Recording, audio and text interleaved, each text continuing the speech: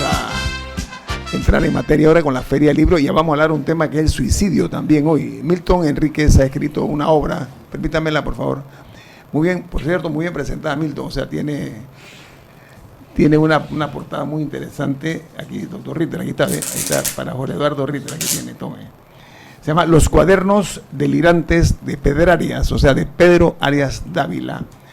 Es una obra que, esta es tu segunda obra, Milton, ¿no? No, mi primera novela. Sí he escrito ensayos antes, pero primera novela. Ok, primera novela. Doctor Ritter, usted que está muy metido en este tema literario. Sí, que no lo ha podido leer. A don Milton, sí, aquí está el libro, ¿no? Aquí está. Sí, bueno, pero está difícil que lo haya leído en este momento, pero a ver, primero quiero destacar algo que creo que amerita un comentario, y es que después de 13 años, o 12, el presidente de la República volvió a inaugurar la Feria del Libro. Oye, enhorabuena. En otras palabras, en todos los países del mundo donde hay una feria del libro importante, el jefe del Estado la inaugura. En España, ya sabes, Milton, el rey. ¿Cuál fue el último presidente que asistió? Martín Torrijos la inauguró hace 13 o 14 años. Ajá. El presidente Ricardo Martinelli se fue en blanco los 5 años. El presidente Juan Carlos Varela se fue en blanco los 5 años.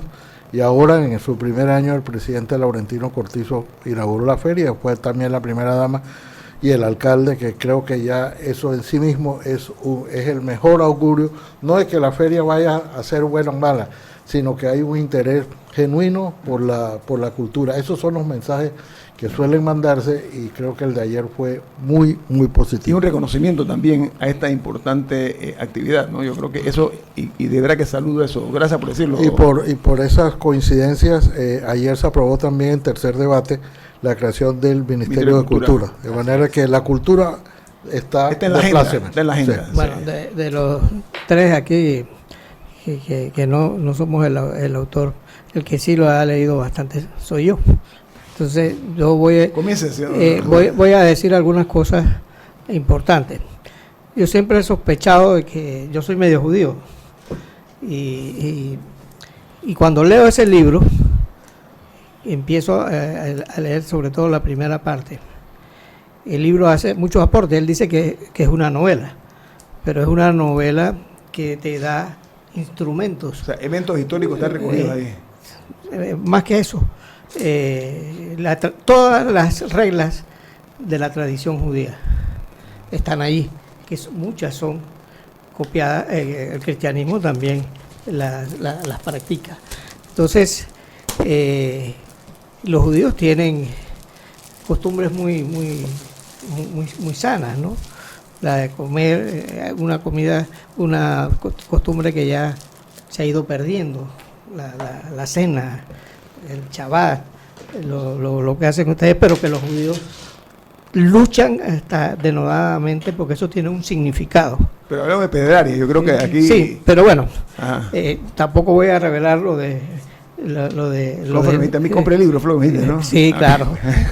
Pero sí quiero decir ese aporte, porque aquí hablábamos con Jorge Eduardo de que la literatura ya está agonizando. Pero este libro, más que literatura, es un aporte para la conducta humana, para que la gente y te deja. Porque leer literatura, por leer literatura, yo creo que está abriéndole paso a los testimonios, a las memorias, las memorias bien escritas, porque hay memorias que son malas. Para que nos hable de Entonces, adelante, Milton. No sé si metí la pata. Sí, no, me parece no he querido revelar nada. El libro usa a Pedro Arias Dávila, Pedrarias, como excusa. Habla de Pedrarias y prácticamente todo lo que sale sobre la vida de Pedrarias es históricamente cierto. O sea, lo he sacado de libros de historia. Pero el libro no se reduce a Pedrarias. Pedrarias es una excusa para que el narrador haga un proceso de introspección y luego de elevación espiritual. Algo que no daña la sorpresa.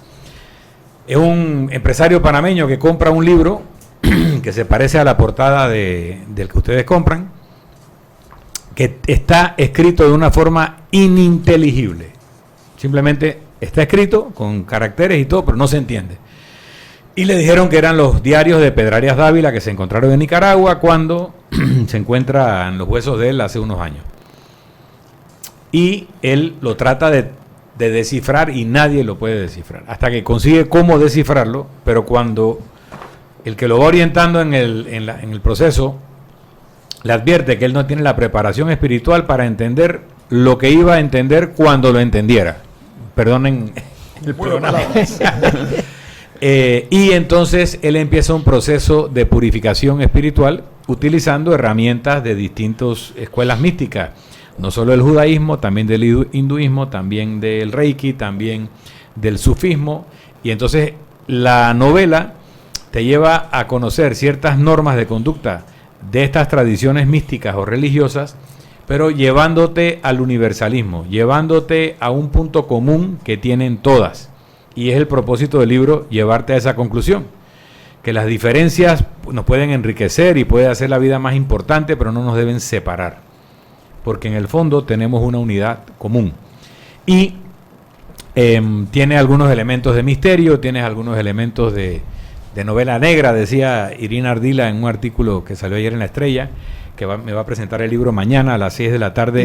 Irina Ardila, la profesora Irina Ardila, va a presentar el libro conmigo mañana 15 de agosto, fecha de la fundación de la muy noble y leal ciudad de Nuestra Señora de la Asunción de Panamá, por Pedro Arias Dávila, en la Feria del Libro Salón Boquete a las 6. Y el viernes, en las ruinas de Panamá la Vieja, en el museo, el rabino Gustavo Kraselnik me hará la presentación del libro también, desde otro punto de vista, allá en Panamá la Vieja. En la parte religiosa. Bueno, no sé, yo le mandé el libro, él hará el ángulo que le parezca mejor. Y Milton, yo quisiera... Lo he presentado... Es un libro bien sabroso. Espero que les guste. No es aburrido. Que yo tengo una regla que en el periodismo... Sí, a esta edad el libro aburrido uno lo cierra, ¿no? Prohibido ser aburrido. Sí. Bueno, he presentado el libro en Madrid ya, el año pasado, porque yo lo quise subir a la plataforma de Amazon el 11 del 11 del 11. Así que me apuré en terminarlo para poder subirlo el 11 del 11 del 11. Eso es el 11 de noviembre de 2018. ¿Y si dónde está el 11 de 2018? Bueno, porque en numerología se suman las cifras. Así que 2 más 0 más 1 más 8 es 11. Así que como el número 11 es el número maestro de la novela, por eso yo debe preguntar qué significa. El número 11 es un número Yo creo que era maestro. El 11 de octubre. No, bueno, ustedes lo que celebran el 11 de octubre podrán encontrar cosas interesantes sobre lo que significa el 11 y lo podrán validar aún más.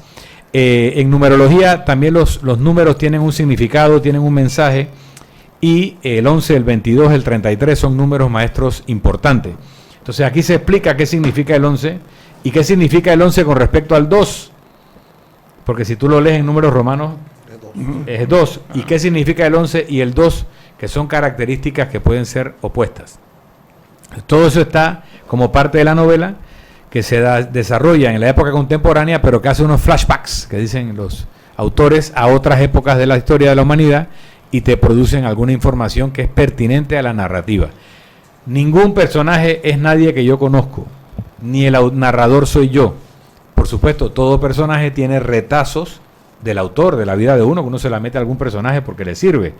Pero los personajes son cócteles de muchas personas que conozco en persona, o que he leído de ellas, o que conozco, y se me ocurre que encaja con la personalidad, y van entonces cumpliendo un propósito dentro del proceso de introspección y de elevación espiritual de la novela. ¿Qué tiempo te tomó escribir este libro, Milton? Esa es una pregunta compleja de responder, te explico, como a muchos autores le pasa. Esto se me ocurrió hace varios años cuando me enteré de dos cosas. Uno, que don Pedro Arias Dávila era nieto de un señor que se llamaba Isaac Benazar. Y don Isaac Benazar, Isaac Benazar y su esposa eran judíos, se convierte al cristianismo en el reinado de Juan II de Castilla, padre de Isabel la Católica, y de Enrique IV, el hermano de Isabel, que fue rey antes que ella, y donde él, con el nombre de Diego Arias Dávila, se convierte en uno de los favoritos del rey. Este se casa, su esposa también se convirtió con él, y tiene una cantidad de hijos, uno de los cuales se llamó Pedro Arias Dávila el Galán. Ese no es el nuestro, ese es el papá. Ese Pedro Arias Dávila se casa con una señora apellido Cota, de Toledo, también familia judeo conversa. Y luego tiene otros tantos hijos.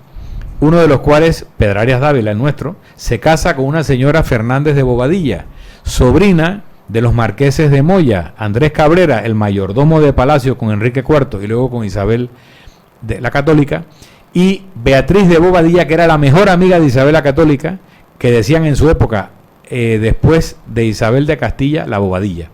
Bueno, esa pareja también eran judeoconversos, por lo tanto la sobrina también lo era. Entonces te das cuenta que ahí hay un linaje que pudiera ser casualidad, que no se casaban los demás con ellos, porque, como decían en la época, no tenían pureza de sangre. O, ya yo lo novelé, no, lo que pasa es que Pedrarias tal vez era un judío secreto y tal vez era cabalista. ¿Y por qué dije que era cabalista? Para construir la novela, por supuesto. Porque en esa época también descubrí que la palabra Panamá, escrita en hebreo, sin vocales, porque en hebreo las vocales se pueden poner o no, se puede leer Penimá. Y Penimá significa de mis entrañas, de mi interior, que es donde, según la Cábala, se deposita la chispa divina que todos tenemos en nuestro interior, que es nuestra vida, nuestra esencia, nuestra alma. Entonces, se me ocurrió que de repente lo que hizo Pedrarias en Panamá fue un acto místico-cabalístico que explica por qué este país está tan bendecido con la armonía y con otros factores importantes que nos hacen un país maravilloso. Eso quedó ahí. Hice unas cuantas páginas y luego traté de que mis sobrinos y mis hijos que tienen inquietudes literarias hicieran conmigo una creación colectiva. Entonces les mandé 5 páginas, les dije, ¿quién sigue? Y nadie siguió. Y como nadie siguió, ahí quedaron. A lo largo del tiempo leía algo y decía, oye, esto me sirve para la novela. Oye, esto me sirve. Y los fui acumulando. Y luego de una acumulación, cuando fui a España, dije, lo voy a terminar aquí porque hay cosas que pasan en España. Sí. Tengo un cambio conversal, Milton. Usted comprende eso, ¿no? Vea, yo lo entiendo perfectamente. Ya comprenden porque dije que Milton Enrique es un hombre muy educado. Yo creo que él lo acaba, lo que yo dije queda en el pasado. Ahí está la prueba. Vamos al corte comercial. Eso es Info Análisis, un programa para la gente inteligente.